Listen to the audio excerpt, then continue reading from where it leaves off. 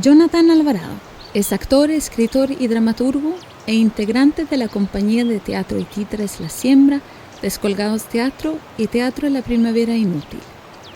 Algunas de sus obras son A la muerte no le crecen alas, El ahogado de nadie, Noelia de los Cantares, Detenidos y la obra Catedral, estrenada el año pasado. Tatán es un inquieto y activo creador del sur.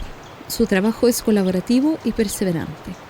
Es uno de los artistas fundamentales que actualmente empuja la escena teatral de la ciudad de Puerto Montt. Conversamos con él en Peyuco. Aquí el registro de nuestra jornada.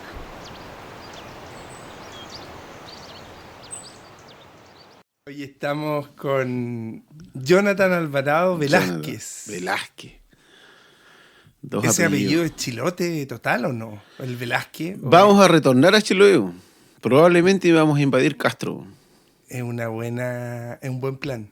Sí, es un buen plan. Y lo vamos a traer a Puerto Montt y lo vamos a adosar a la isla Tenglo. Ahora, lo que podríamos hacer es llevarle los pumas.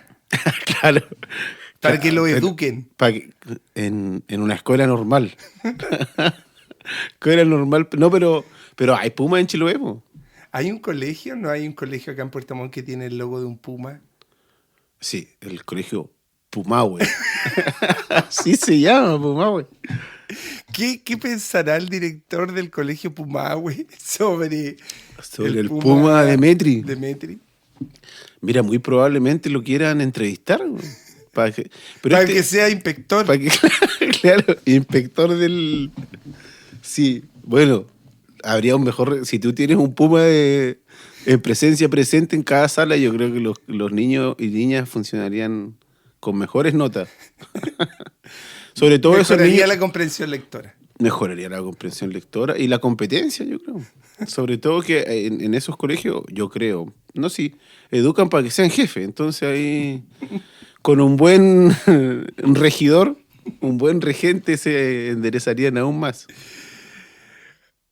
Tatán, ¿te dicen Tatán desde cuándo? ¿Cómo llega al apodo Tatán? ¿Recuerdas tú? ¿Tienes Tatán, algún recuerdo del Tatán? Yo creo que Tatán se transforma de tata, me decía mi mamá, tatita, algo así recuerdo cuando era chico. Y ahí seguramente se transforma en Tatán. No recuerdo exactamente en qué momento. Porque estamos hablando de el Puma, de un hecho noticioso de inicios de la carretera austral, para quienes nos escuchan. Tatán vive ya en la entrada de la carretera austral, pero más hacia las alturas de la carretera austral, ahí en las montañas prácticamente. O sea, un poco más y te subes a la estrella. Claro. Con un poco más de ímpetu. Claro. Claro, le falta un poco más de tracción a tu camioneta. Claro. Sí, o probablemente comer carne de león. Comer carne de león y llegas a la estrella. Sí, pues vivo en Metri, en la cordillera de la costa. ¿Cuánto es eso de Puerto Montt? Son en carretera son hasta el kilómetro 30. Y después tengo que subir en la montaña a su trecho. En auto no es tanto, pero vehículo 4x4 no sube. Claro, no sube cualquier tipo. Acompañado de la manada de pumas. Y acompañado felizmente de una manada de pumas al estilo He-Man y su tigre, subiendo para que te vayan conociendo. Claro. Sí, yo creo que ese terreno, ese lugar donde vivo me lo regalaron por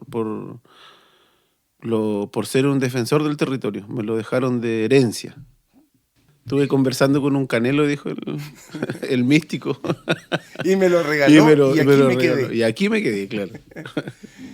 ¿Y hace cuánto que estás viviendo ya en la carretera austral, Tatán? Aproximadamente. 2019. A ver. Sí, después del incendio de tu casa. Después del incendio de mi casa. Desde el primer año de pandemia. Se quemó la casa. El segundo año fue el 2020, ¿cierto? Algo así, por ahí. Pero se quemó la casa y ahí partimos. El terreno lo habíamos adquirido antes, sí, como te digo. Y yo digo regalo en serio porque prácticamente nos lo regalaron. Entonces llegamos a ir a las alturas de la montaña rodeado de grandes manadas de pumas. A propósito de los hechos noticiosos, un poco, claro, en ese entonces el mundo artístico de Puerto Montt se conmocionó por el incendio de la casa que arrendaba. Y de ahí saliste adelante, te levantaste y llegaste a Metria, a la carretera austral. Sí, mira, ahí es un tema muy sensible y muy lindo de recordar porque, como tú bien dices, hubo un despertar de la comunidad de amigos del arte y la cultura y yo creo que mi casa la construimos entre todas y todos porque nos regalaron tanta plata. Yo no entendí nunca como de dónde salía tanto aporte, pero yo no tenía plata de dónde iba a tener para construir una casa, ¿no? Pero fue como aporte sobre aporte sobre aporte. Y de pronto esa plata junta hay que bien utilizarla porque si no se va. Se va, Como se quien desvanece dice. en el agua. Se desvanece en el agua, sí. Sí. Bueno, para quienes no te conocen, justamente es una buena forma de presentarte. Eres un artista de Puerto Montt que ha desarrollado un trabajo en el tiempo ya en esta ciudad maravillosa, en este sur, con su invierno permanente y sus montañas y sus pumas. Claro. Sí. Yo creo que por ahí podríamos entrar también un poco a tus disciplinas artísticas, sobre todo al teatro. ¿Cómo es tu relación con el proceso creativo? ¿Cómo tú llegas a la escritura? Lo primero que me pasa es que me costó mucho leer, porque no habían libros en mi casa. Entonces eso me llevó a leer muchas veces la Biblia. La leí, no sé, entera varias veces. Era presente en tu casa como Claro, libro. había una Biblia, Estaba ¿no? Y bueno, hay buenas historias. ¿Acá en el sur? Sí, acá en el sur, yo soy de Puerto Montt. Habían buenas historias en la Biblia. Hay buenas historias en la Biblia, ¿no? Buenos cuentos, buenas fábulas, bonita poesía también. Entonces, la relación con la escritura, yo digo ahora favorablemente, nace de un proceso de experimentación. Y creo que favorablemente es así porque me gusta creer que el valor real está en los imaginarios más que asociado a una técnica o a una forma. Claro que es importante, pero creo que hay que ejercitar el rendimiento primero, como se dice, soltar la mano. Entonces, en ese proceso intuitivo de no haber tenido acceso, probablemente si hubiese tenido, habrían otras influencias. Pero eso me lleva también intuitivamente a reconocer y hablar en el proceso creativo de los espacios que yo habito, como de los lugares donde estoy o donde he estado, porque es lo que uno más conoce. Y ahí me pasa que, sin creer que hay un valor muy grande, me empecé a convencer porque de alguna manera el proceso escritural se transformó en algo liberador, de no tener pretensiones, pero sí de querer contar lo que uno está viendo finalmente. Y en ese proceso he pasado he escrito poesía, poca poesía que se rescate, pero eso finalmente es como... Eso lo dirá el Puma después. Eso lo dirá el Puma, claro. A mí personalmente me gusta muy pocos textos de poesía, pero en ese camino llego al teatro. Y ahí me doy cuenta de que me encanta el drama. El hecho dramático, la imagen dramática, la construcción. ¿Te refieres tú a la tragedia, al drama teatral? Al drama teatral. Al drama teatral, que es un género a esta altura literario, yo creo. No, eso me llama mucho la atención, que no convive tanto la literatura con la dramaturgia. Como que caminaran por líneas no separadas, pero paralelas, como mirándose, quizás paralelos, pero mirándose de frente. Es raro. Puede ser porque el teatro busca finalmente la representación escénica, la escritura teatral sueña con su representación. ¿Será por eso? ¿Qué crees tú? Claro, sí. Mira, quizás yo creo que el teatro al intentar ficcionar una representación de la realidad, pareciera, intuitivamente lo que voy a decir, quizás un poco balsa, pero pareciera que la representación de lo hecho cotidiano le hiciera perder peso literario, porque no sé si me entiende, como el lugar común, lo que le pasa a la gente, o lo que se entiende como que pareciera que a veces hay un sedazo, quizá estético, artístico, no sé cómo decirlo en realidad. Pero no entiendo. ¿Eso no habita en el teatro? No, que como uno cuando escribe teatro tiende a representar situaciones cotidianas de la realidad. Contar, como tú decías, Contar, quiero contar. darle voz a personas comunes. Eso es una de las Ya. gracias que tiene el teatro. De que uno de los valores de los textos dramáticos es que los personajes parezcan reales, como que realmente esa persona lo está diciendo. Eso tiene que ver con elegir ciertas palabras, entender cómo habla, quizás hasta el ritmo en cómo habla ese personaje hace que agarre más verdad. Es una palabra que se usa mucho en el teatro, la verdad. Y eso en la dramaturgia también opera. Entonces quizás como por mucho tiempo se creyó que era casi como una copia de la realidad, como una representación fiel de la realidad del teatro, el Ya, una realismo. especie de calco. Claro. Pero no es así. No es así porque, bueno, es así, pero no es así porque hay formas, finalmente las personas empiezan a encontrar formas de componer su propia realidad dramática, dramatúrgica. Dramática me refiero a la escritura teatral. Entonces ahí empiezan a aparecer textos que marcan hitos en términos de cómo se dispone en la página o de cómo está representando las indicaciones. Luis Barrale es un ejemplo de eso. Con su obra HP, él compone una forma de exponer el texto dramático particular. Y él dice, por ejemplo, las escenas las nombra Round One. Dice, en vez de decir escena 1, es una obra que se trata del asesinato de un cabrón, de Hans Pozo, no sé si lo recuerdo. Ujú. Entonces empiezan a aparecer esas otras formas o textos más poéticos, composiciones ya alejándose de la representación de cómo lo diría realmente una persona, se componen otras formas de contarlo. Igual de dramáticas, pero con un contenido más poético, con una sustancia más Y poética. hablas de eso porque, bueno, yo también he visto tus obras y te he leído también. Hay una búsqueda poética en el lenguaje de tus textos. Yo noto ahí una presencia justamente poética dentro de tu escritura dramática.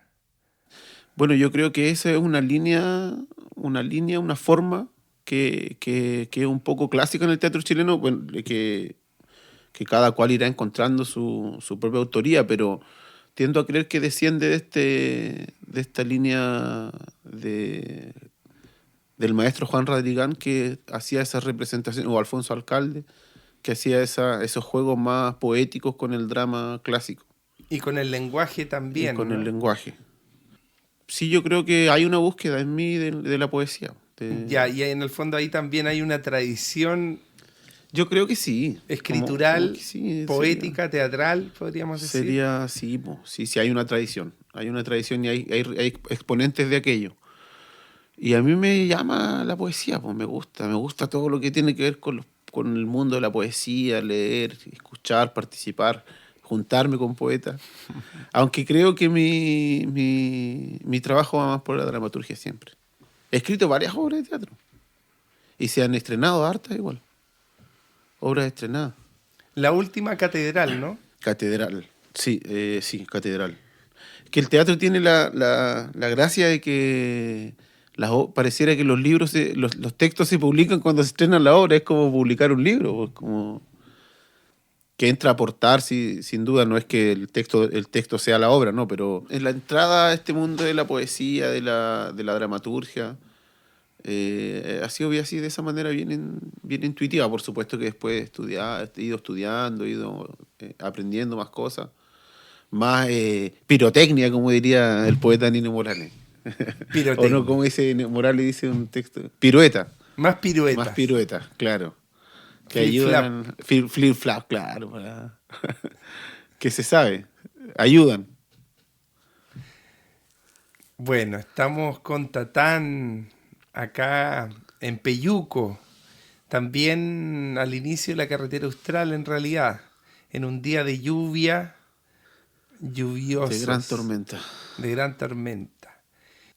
Estaba pensando en tu escritura, ¿cómo ves la distancia entre lo que escribes y la representación escénica de aquello que escribes? Porque tú también eres actor y también Claro. participas dentro de tu proceso escritural, no tan solo como escritor, sino que también como actor. Sí. Y luego, ¿cómo ves tú si hay una distancia o no del proceso escritural al proceso actoral? Y luego, ¿cómo ves también eso en relación al público? Ese camino que transita el texto para llegar finalmente a un espectador. Sí, mira, a esta altura ya me ha tocado de todo. Dirigir la obra que escribí, que la dirija otro director o directora y yo actuar, y que la dirijan y la actúen otras personas y después ver lo que se hizo con la obra que entregué. Entonces, pero estando dentro, yo creo en el texto como dramático teatral como un material más Del proceso. como un material más de la composición y por supuesto que del proceso, pero son tantos los lenguajes que conjugan en el teatro, que confluyen en el teatro, que no estaría bien decir que el texto es de la obra. No es así. La obra es cómo se ve, la fotografía, los colores, el diseño escénico, las actuaciones, la dirección, las luces, el sonido, todo eso. El lugar. El lugar, todo eso lo hace la composición, pero claro que el texto es de alguna manera, bueno, en ciertos procesos es una guía de cómo uno propone escena, de cómo propone el desarrollo de la fábula, de la historia, del drama que estáis poniendo, donde los personajes toman decisiones, ¿cachai? Pero lo otro después ya entra con la dirección.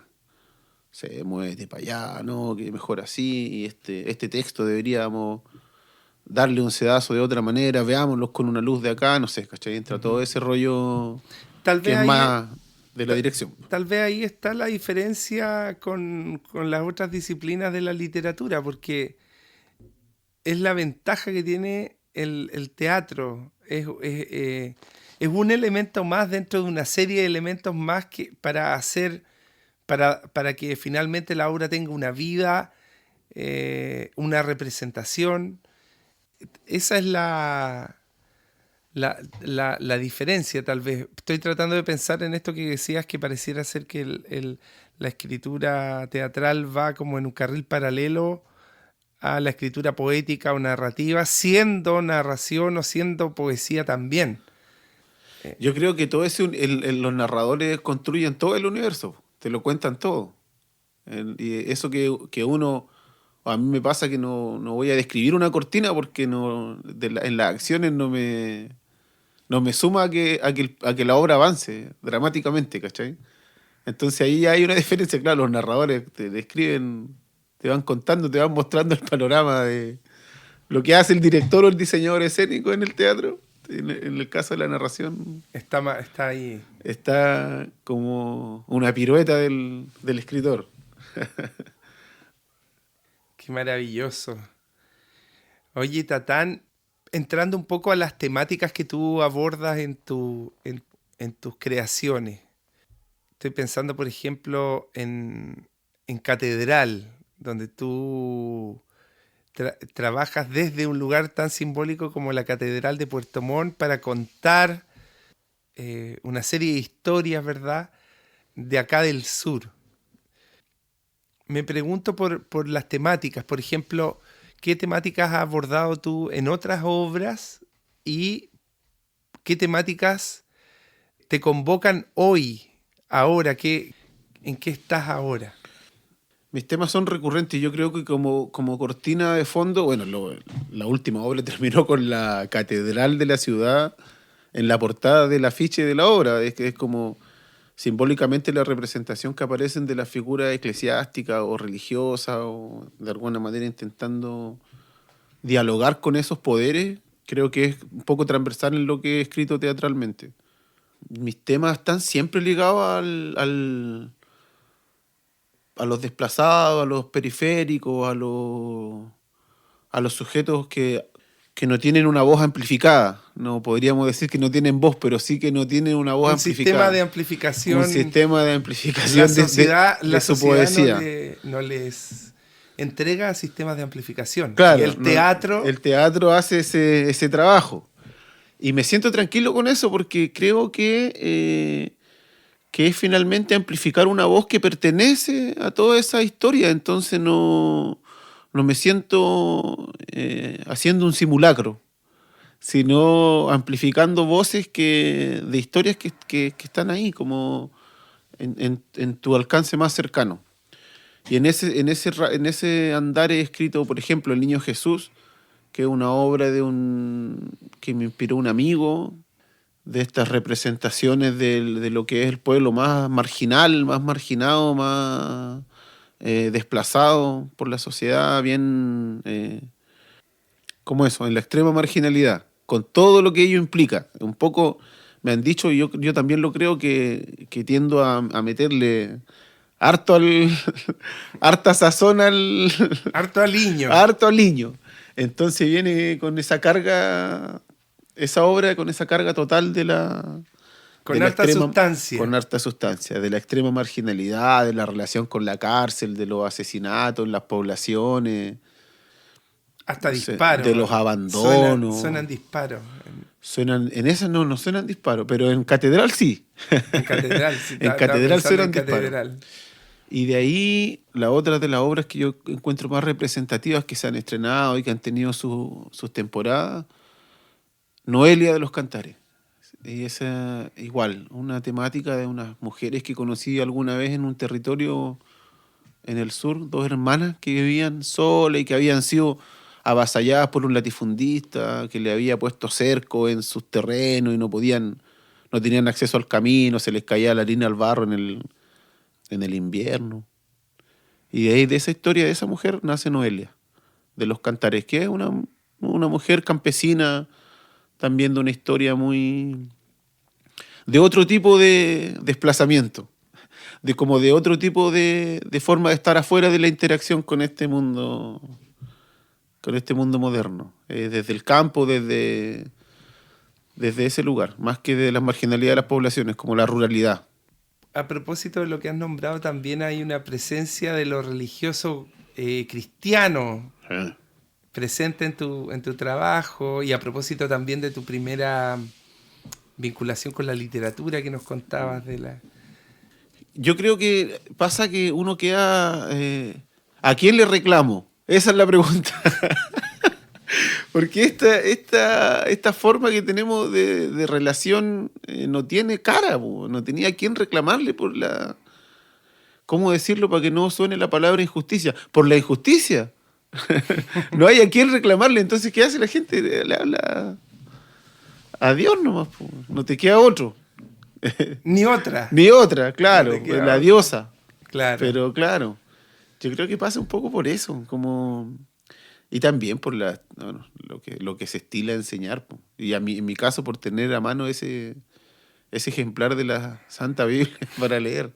Un apóstol de Metri. Un apóstol de Metri, claro. Usted lo ha dicho. Un apóstol de Metri, de los últimos que nos van quedando. De los últimos tiempos. Aunque igual paralelamente me voy inventando especies de ciclo. Como por ejemplo la autogestión de ilusiones, Eso. La fábrica de los recuerdos. Vas inventando tus mecanismos. Mecanismos de felicidad. Mecanismos de felicidad. La etapa del mecanismo de felicidad. Entonces ahí uno va encontrando titular ciertas fases de los procesos. Por ejemplo, el proceso de Noelia se hizo bajo la idea del mecanismo de felicidad. Sí, estábamos buscando... decididamente ser felices. Y creo que lo vamos consiguiendo.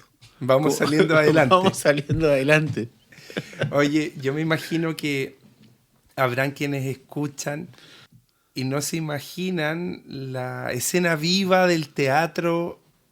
Pero sí, pues Puerto Montt tiene una tradición teatral muy, muy fructífera, muy grande y muy antigua. Además, le estaba contando hace poco a Víctor, que está acá con nosotros, que estuve leyendo unos artículos de como rescate historiográfico del teatro puertomontino, y ya a finales del 1800 habían compañías rodando aquí en la ciudad, haciendo obras. Para la época del 50, 60 ya el teatro estaba consolidado. No una compañía, sino que más de una, alguna. Había también alguna talleres de formación, como escuelas de teatro donde enseñaban a actuar. Bueno, y después toda la etapa de Jorge Loncón, del Teatro del Puerto, o más antiguo, don Nelson Navarro enseñando teatro en la Escuela de Cultura, el Mauricio de la Parra. Tatán, te quiero llevar a otra de las vertientes creativas que tú tienes, que también tiene que ver con la infancia, con tu trabajo clown, incluso con tu trabajo imaginativo de las infancias. Pienso yo, ¿cómo contarías tú entonces el problema del puma para los niños? A ver si hacemos el ejercicio. ¿Por dónde partirías tú a contar esta historia? Mira, yo creo que el puma piensa que las gallinas se las están regalando. Claro, que están regalando gallinas, y ahí ya después cuando se da cuenta que las gallinas no eran de regalo, tiene que entrar al sistema educativo, como decía usted antes, y habría que entrar a enseñarle las reglas y normas de convivencia. Perfecto. Claro. O Oye, algún niño que cabalgue el puma.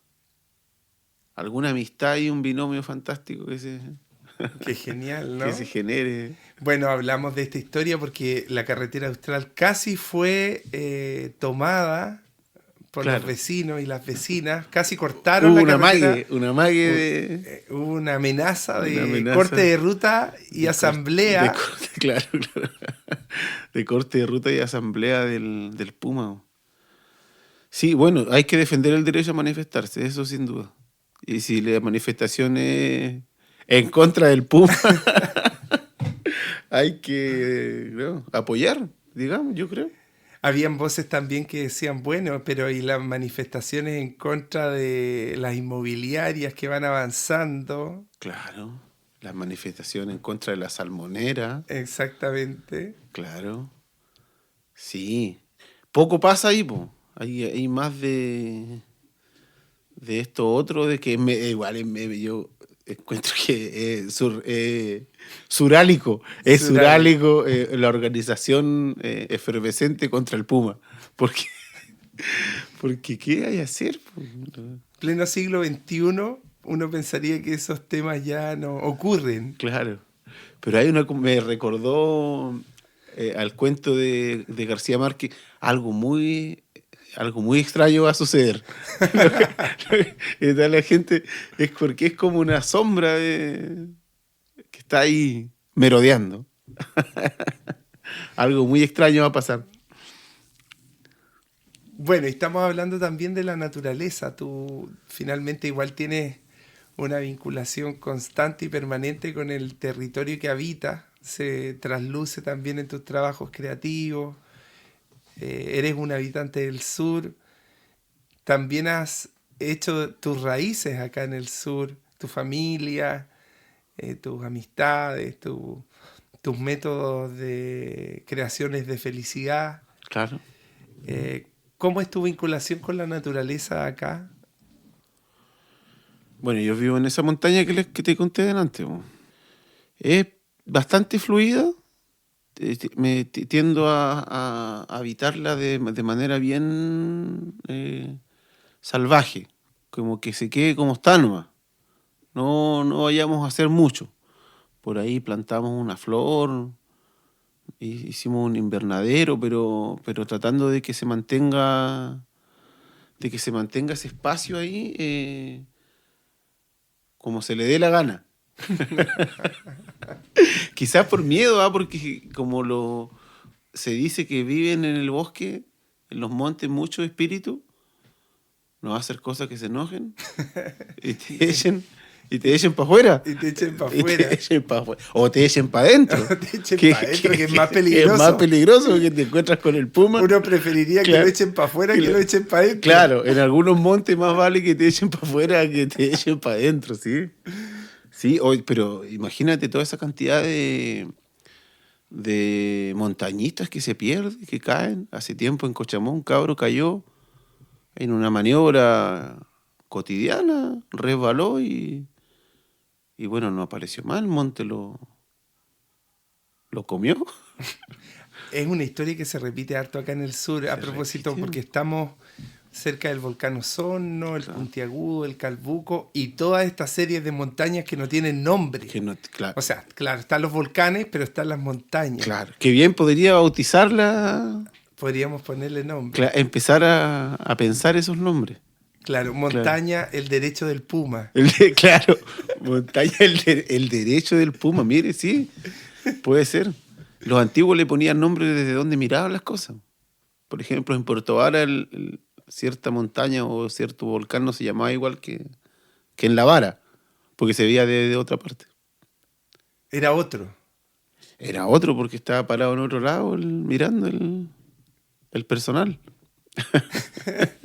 Claro, ¿cómo se llamaría el volcán Calbuco desde Mayen? Desde Mayen, claro.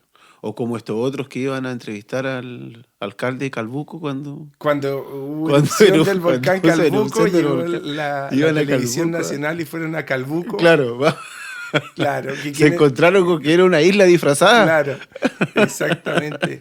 Claro, quienes nos escuchan a lo mejor no saben, pero en el fondo el volcán Calbuco está lejos de la ciudad de Calbuco. ¿En Calbuco puros curantos que andan buscando volcanes? Oye, yo tengo la teoría que Calbuco tú sabrás que hay una congregación de brujos calbucanos de toda la vida, eso es innegable, todos sabemos. Entonces yo tengo la teoría de que en un momento los brujos calbucanos lanzaron un hechizo y hicieron que Calbuco se quede suspendido en el tiempo, como en el 1814 más o menos. Y a veces, con las personas indicadas, uno entra a ese espacio de tiempo y se encuentra con las calles de piedra, con la gente vendiendo manzanas por almú. Es verdad. Sacando erizos ahí mismo donde supuestamente hay un terraplén. Yo una vez fui a Calbuco, pasé a almorzar cerca del mercado y tuve esa misma sensación como de un salto temporal de entrar a fines de los años 80 y que había una radio sonando claro.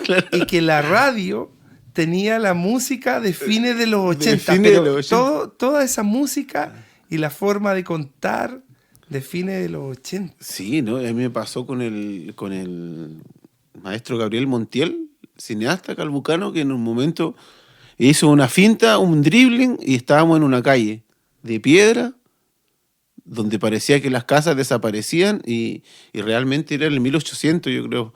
O por ahí. Claro. Sí. O por ahí, ¿no? Si Calbuco tiene sus mecanismos igual. Atemporales. De defensa. Sus mecanismos de defensa. Además que, claro, es como el gran conector con las cantidades de islas que están en el seno Reloncaví. Pues ahí confluyen en Calbuco Deben confluir muchos espíritus ahí, ¿no? Dicen que saltan de una isla a otra. Van saltando. Sin miramiento. ¿En qué otro lugar pasará la atemporalidad aquí en el sur? Mira, además de en Calbuco, a ver... Calle Varas, de repente, cuando en la zapatería El Sol, donde se ubicaba el acordeonista. En el Copihue Rojo, donde don Añasco. Hugo Añasco. Él sí. ¿Todavía trabaja don Hugo? De repente, claro, ese es un salto temporal. Claro, don Hugo entra ahí como a los 90, a los finales de los 80 igual, con su acordeón. Todavía el sur tiene esa posibilidad. creo, ¿no? Yo creo que Puerto Montt es un pueblo todavía, pero no se lo digamos a mucha gente. No se lo digamos a nadie. No se lo digamos a nadie. Porque si no van a creer en la magia del sur, Claro, la propaganda de Colún. Claro. Van a pensar que Colún Chuta. tiene razón. Claro. Yo hablaba esto con Jaime Pino y él decía, claro, la magia negra del sur también. Claro, sí. No, tiene su magia negra y tiene por contraste su magia blanca, que es ese... Se pueden ver de repente en Puerto Montt si uno llega en el momento indicado algunas pilguas con almeja o algún pan con pejerrey frito ahí afuera del terminal. Y eso seguramente son espasmos de ventanas que se abren a ese pueblo que es o que fuimos, no sé ya.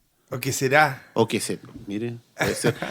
Porque ya te has dado cuenta que está como retornando esa narrativa de los astrólogos, las medium, todo el brujerismo está como, es porque Urano está detrás de ti. Claro. Bueno, y te por sientes ahí así. entra el ovni de Peyuco. Claro, El ovni de Peyuco. Sí, A porque propósito.